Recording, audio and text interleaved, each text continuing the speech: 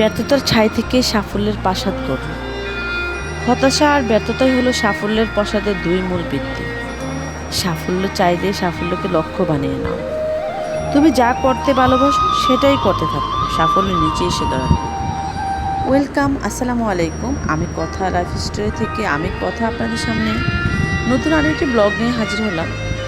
আসলে সবাই ভালো আছেন, আমিও ভালো আছি। সফলতা কোনো উপহার নয়, এটি প্রতিদিনের সাহসী সিদ্ধান্তের ফল। তাই আজকে আমি সফলতার গল্প নিয়ে আপনাদের সামনে হাজির হলাম।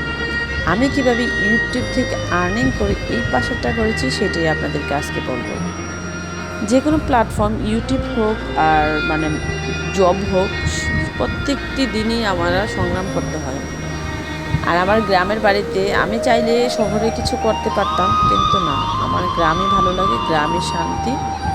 আর আমি মাটি ও মানুষের প্রেমে পড়ে থাকি, এই জন্য আমার কাছে গ্রামটা অনেক ভালো লাগে। তাই আমি চলে এলাম আমার গ্রামে, আমার আপন ঠিকানায়। সেখানেই গড়লাম আমার স্বপ্নের রাজপ্রাসাদ। তো এই ইউটিউব থেকে আর্নিং করে কীভাবে আমি এই রাজপ্রাসাদ করলাম সেটা আপনাদেরকে আজকে বলবো। চাইলে অনেক কিছু করতে পারে মানুষ, ইচ্ছা যদি থাকে তাহলে সবই সম্ভব, ইচ্ছা না থাকলে কিছুই সম্ভব নয়। অনলাইন প্ল্যাটফর্ম থেকে অনেকেই অনেক রকমের উপার্জন করতে পারে। কেউ বিজনেস করে অনলাইনে, কেউ এটা করে সেটা করে, আরও আদারওয়াইজ অনেক কিছুই আছে। আমরা গৃহিণীরা ঘরে বসে না থেকে, আমরা অন্যের উপর ডিপেন্ড না হয়ে নিজে কিছু করি, সেটাই ভালো। নিজে যদি পরিশ্রম করে কোনো কিছু করতে পারি তাহলে নিজেরও ভালো লাগে, পরিবারের সবারও ভালো লাগে, কারণ কেউ কারোর উপর ডিপেন্ড না। তাই আমরা চাই ঘরে বসে প্রতিদিন অল্প অল্প করে কিছু আর্নিং করা। ছেলে মেয়ে মানুষ করার পাশাপাশি আমাদেরও দরকার কিছু আর্নিং পদ্ধতি থাকার। তাই আমাদের জন্য চলে এসেছে অনলাইন প্ল্যাটফর্ম।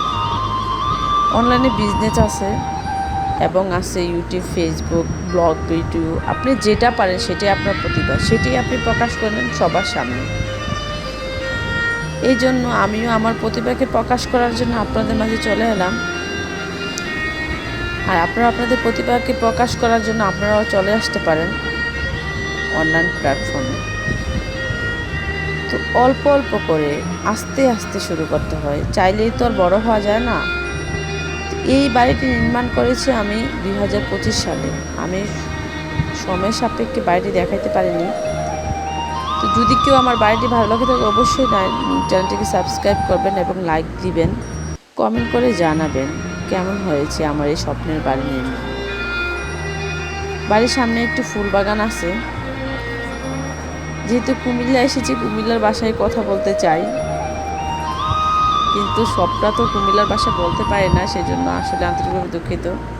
তো এটা হচ্ছে আমার সামনের একটা পোর্চ, যেখানে আমি বসার একটা স্পেস তৈরি করেছি। অনেক ভালো লাগে, সামনে গ্রামীণ প্রকৃতি, গাছপালায় ঘেরা একটা বাংলো বাড়ির মতো। তো এই হচ্ছে পোর্চ, আর দুই পাশে দুইটা বারান্দা। ভিতরে যদি কেউ রুম ভিডিও দেখতে চান অবশ্যই কমেন্ট করে জানাবেন, আমি আপনাদেরকে সবটাই দেখাবো। আজকে এই পর্যন্তই। সবাই ভালো থাকেন, সুস্থ থাকেন।